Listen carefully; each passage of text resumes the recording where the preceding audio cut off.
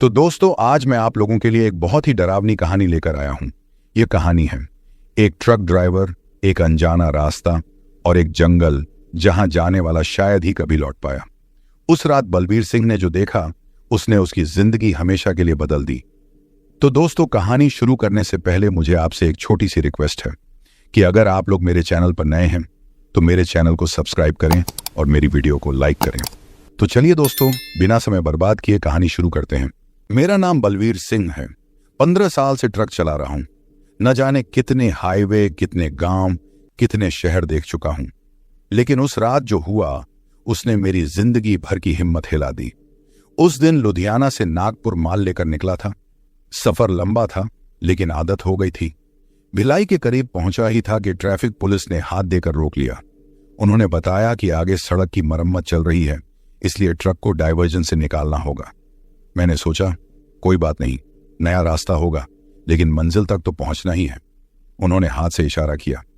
एक तंग सी पक्की सड़क जो कुछ दूर जाकर घने पेड़ों के बीच गुम हो रही थी।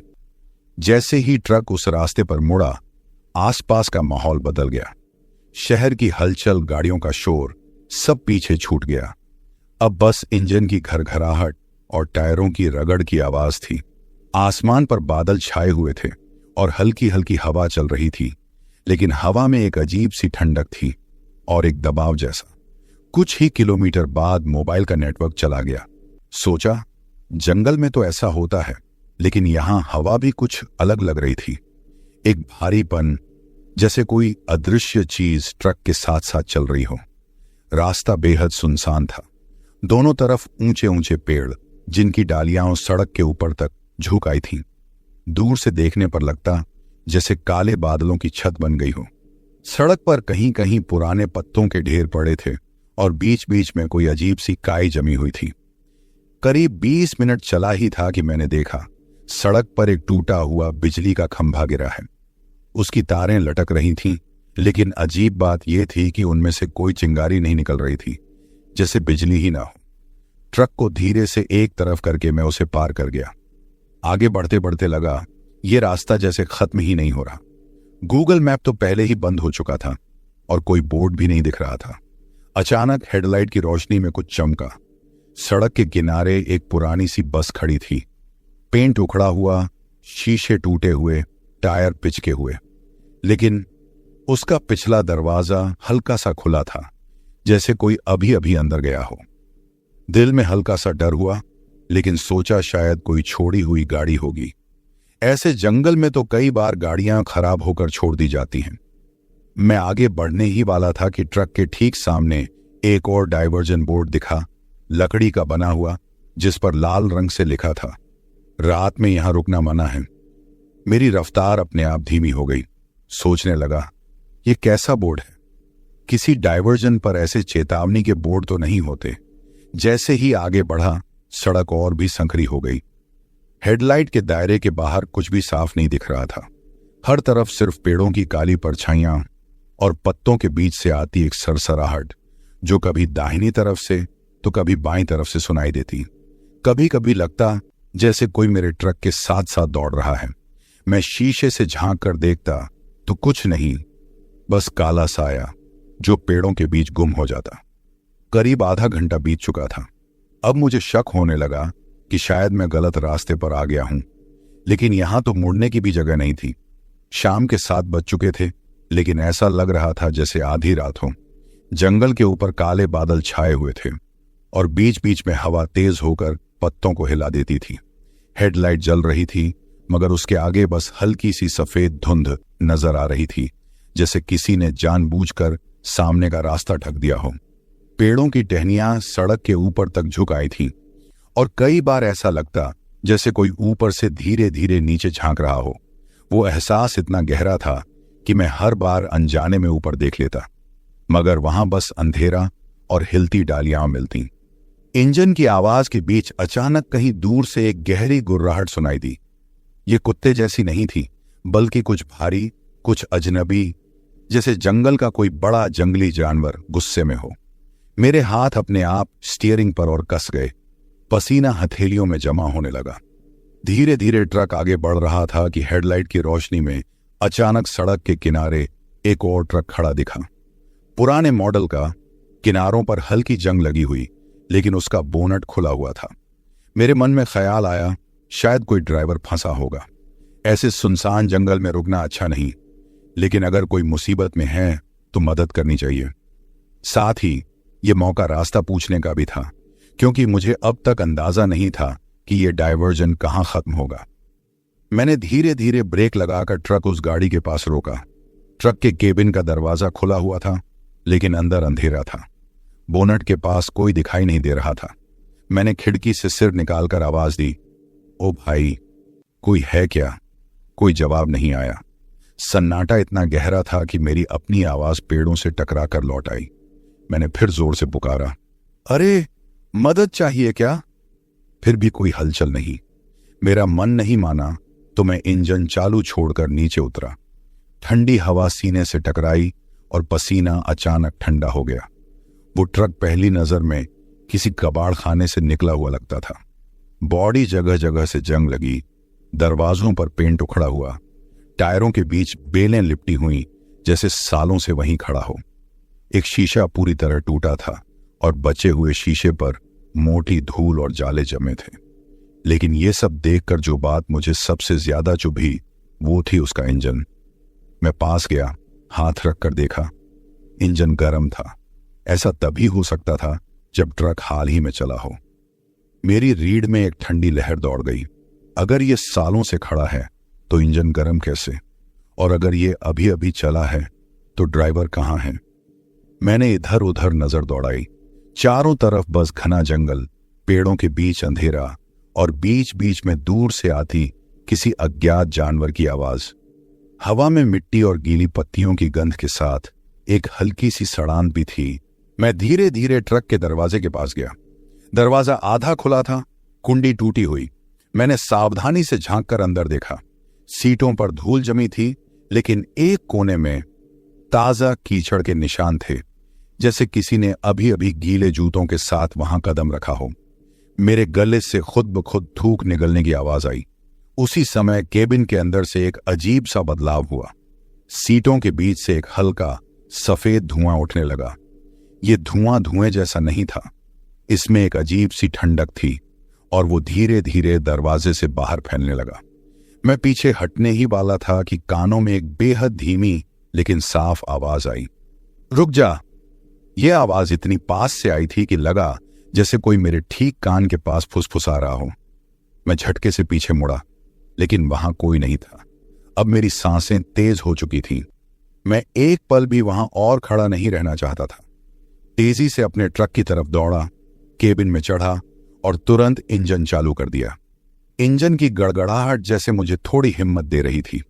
मैंने गियर डाला और आगे बढ़ना शुरू किया, लेकिन जैसे ही ट्रक कुछ मीटर चला, मैंने हेडलाइट की रोशनी में उसे साफ देखा। वो आदमी जैसे कहीं से अचानक प्रकट हो गया था। फटी पुरानी पुलिस जैसी वर्दी जिस पर मिट्टी और खून के धब्बे चिपके हुए थे। चेहरा जगह जगह से कटा हुआ, जैसे किसी तेज चीज ने खरोंच डाली हो। और सबसे डरावनी बात, उसकी आंखें पूरी तरह सफेद, बिना पुतलियों के। वो सड़क के बिल्कुल बीच में खड़ा था। हवा में पत्तों की सरसराहट बंद हो चुकी थी। सिर्फ इंजन की घरघराहट और मेरा धड़कता दिल सुनाई दे रहा था। उसने अचानक अपना दायां हाथ उठाया और धीरे से हिलाया, जैसे पुलिस वाले गाड़ियों को रुकने का इशारा करते हैं।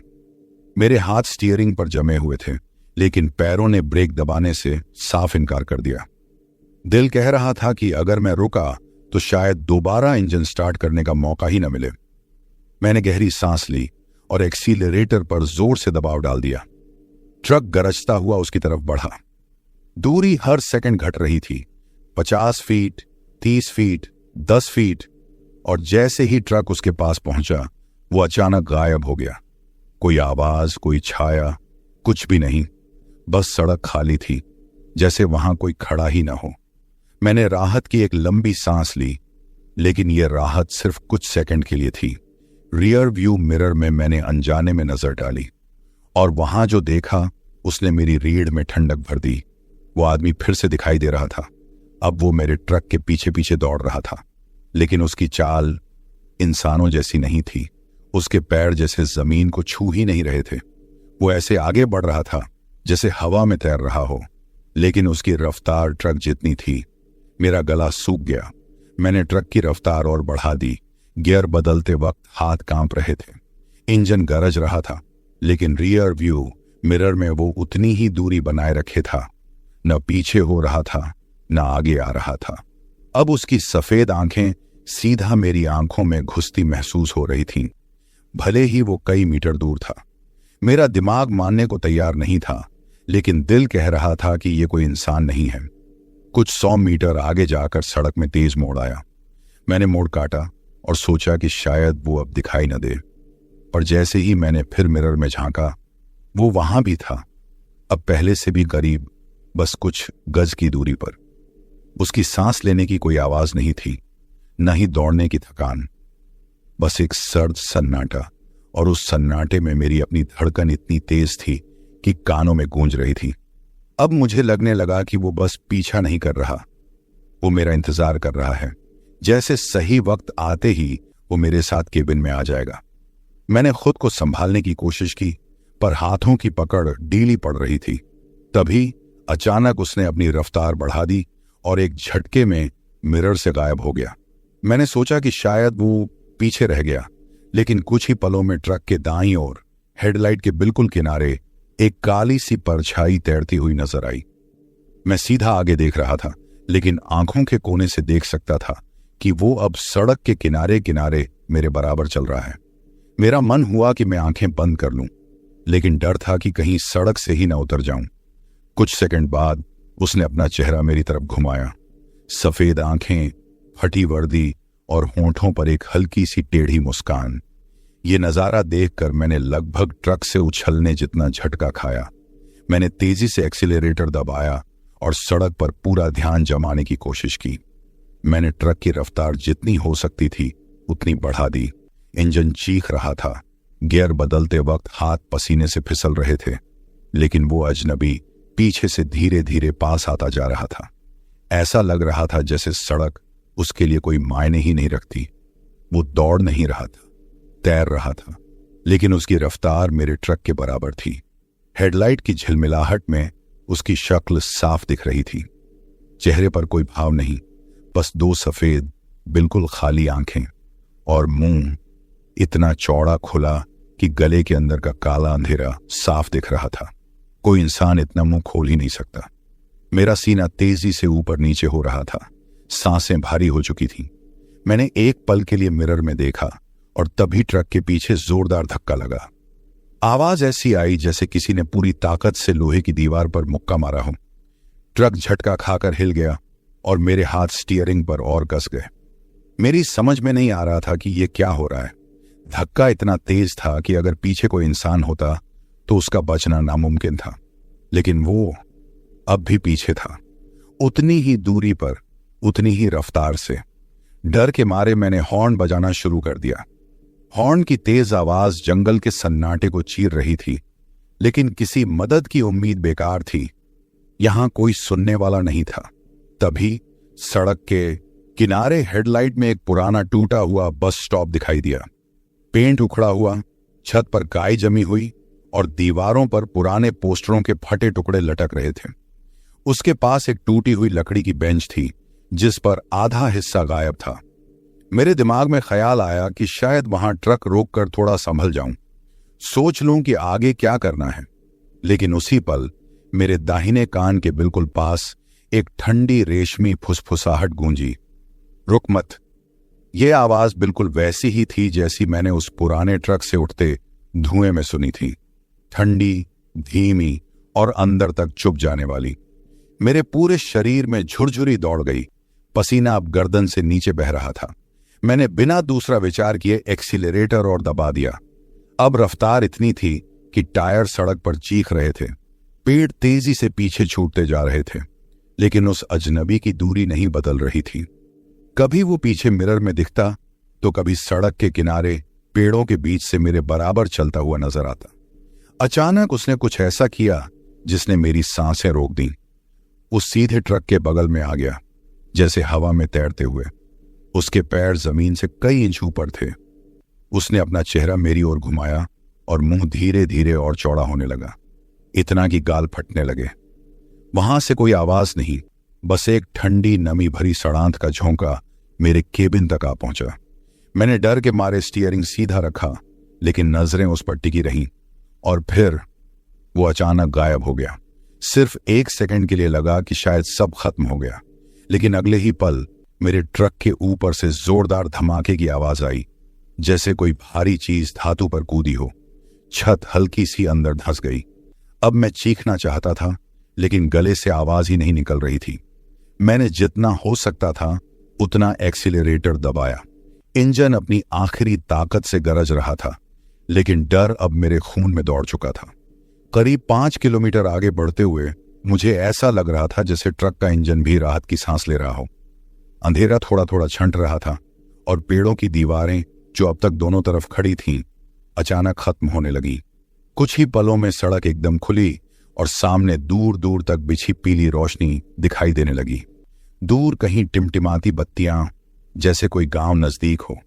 मेरे अंदर एक अजीब सा हल्कापन आया, लगा जैसे किसी ने सीने से बोझ उतार दिया हो।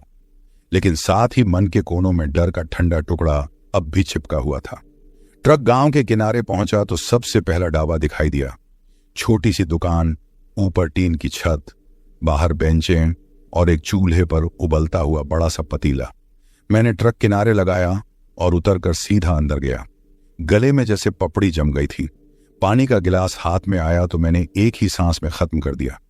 पानी ठंडा नहीं था, लेकिन उस वक्त वही अमृत जैसा लगा। ढाबे वाला, एक दुबला पतला आदमी, घुटनों तक धोती पहने, मुझे ऊपर से नीचे तक देख रहा था। मैंने हाँफते हुए उससे पूछा, भाई ये जंगल कैसा है? अभी अभी एक अजीब आदमी पीछा कर रहा था, सारा रास्ता बस पीछे पीछे। वो सुनते ही अचानक चुप हो गया। उसकी आंखों में कुछ ऐसा था जैसे उसने मेरा सवाल तो सुना, लेकिन जवाब देने में डर रहा हो।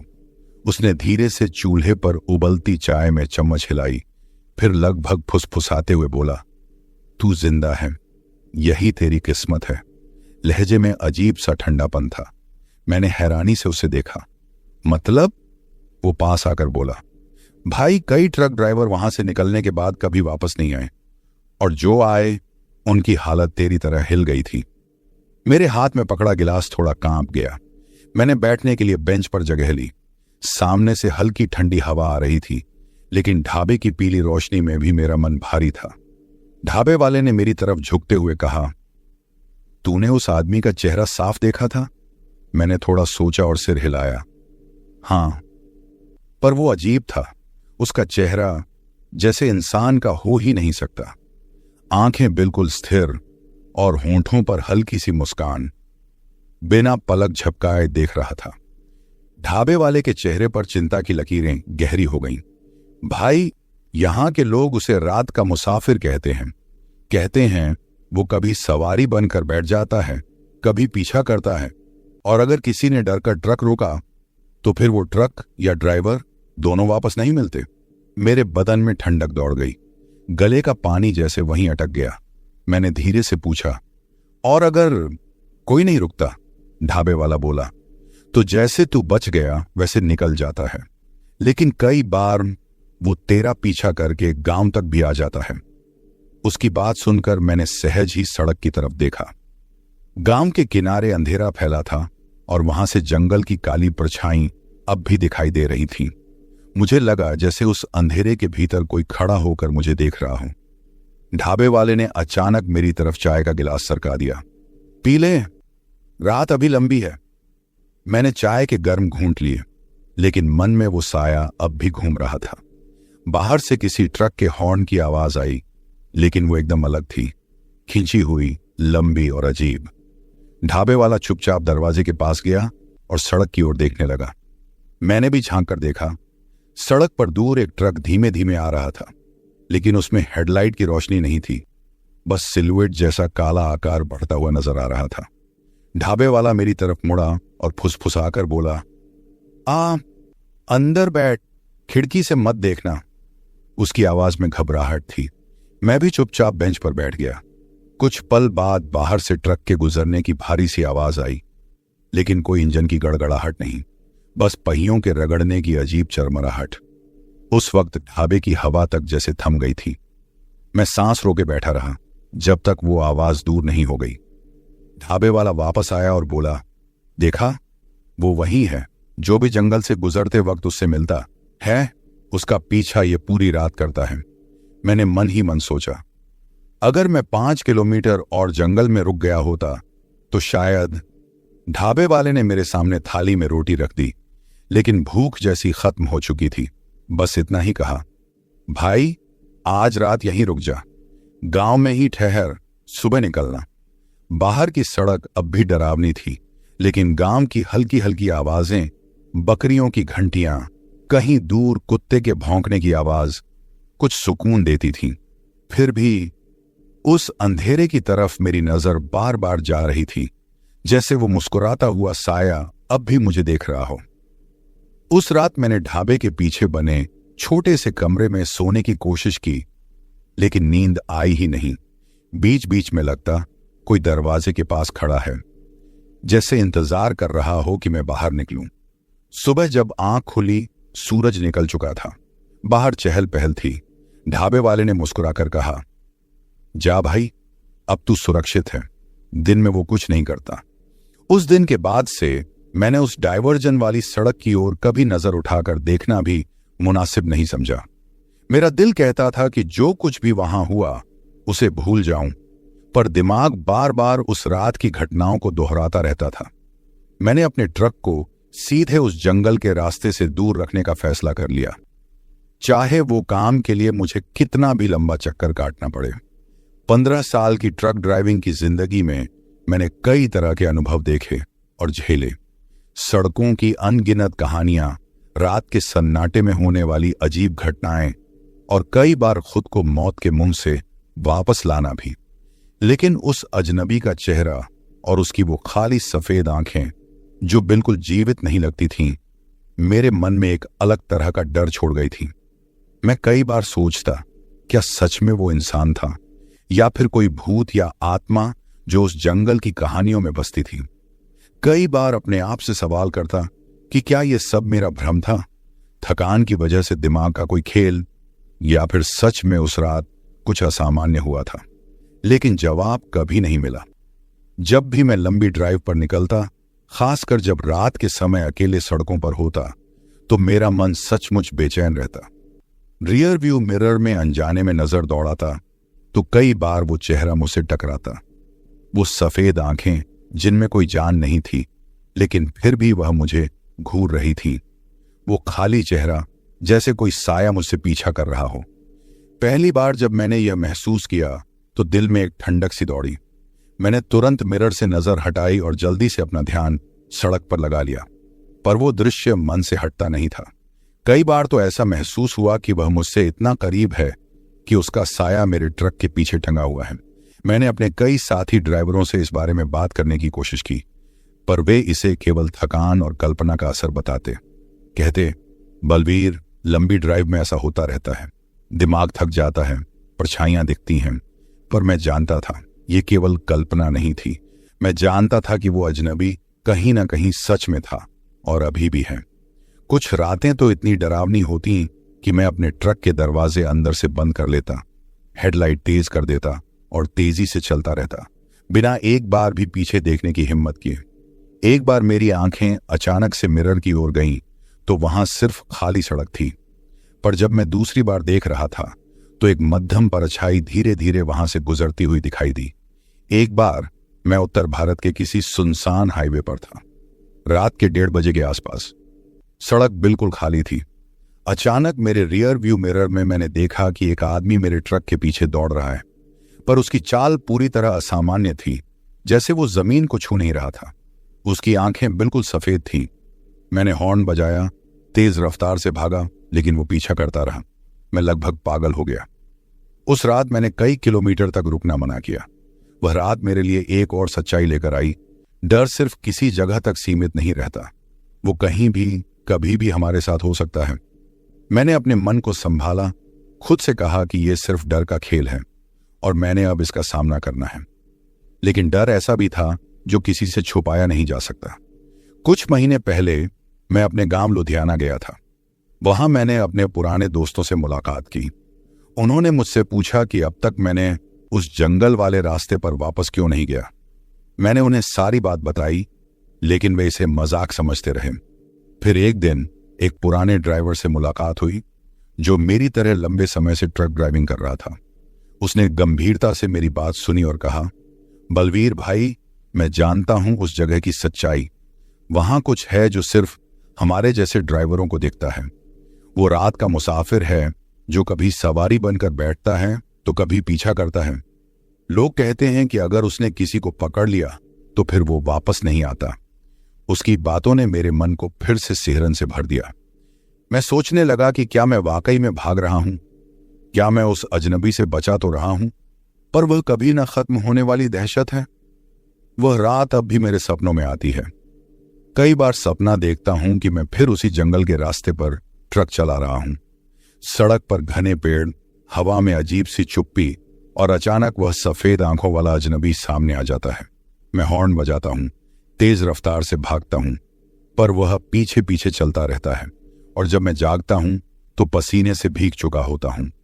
दिल तेज धड़क रहा होता है। कभी कभी तो मन करता है कि मैं खुद उस अजनबी का सामना कर लूं, पता लगाऊं कि आखिर वो कौन है, वह क्या चाहता है। लेकिन फिर डर में डूब जाता हूं कि अगर मैं उसे फिर देख लूंगा तो क्या होगा। मुझे नहीं पता कि वो आगे क्या करेगा या कब तक मेरा पीछा करता रहेगा। पर एक बात तय है, मैं अब भी सतर्क रहता हूं। सड़क पर जब भी ड्राइव करता हूं, खासकर रात के समय, मेरी नजरें लगातार मिरर में रहती हैं। हर छोटी छोटी आवाज से मैं चौकन्ना हो जाता हूं।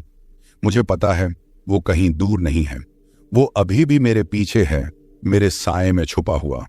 और शायद अगली बार जब मैं ट्रक लेकर किसी सुनसान रास्ते पर जाऊंगा तो वह मुझे पकड़ भी ले। मेरे लिए यह कहानी खत्म नहीं हुई है, यह तो बस शुरुआत है।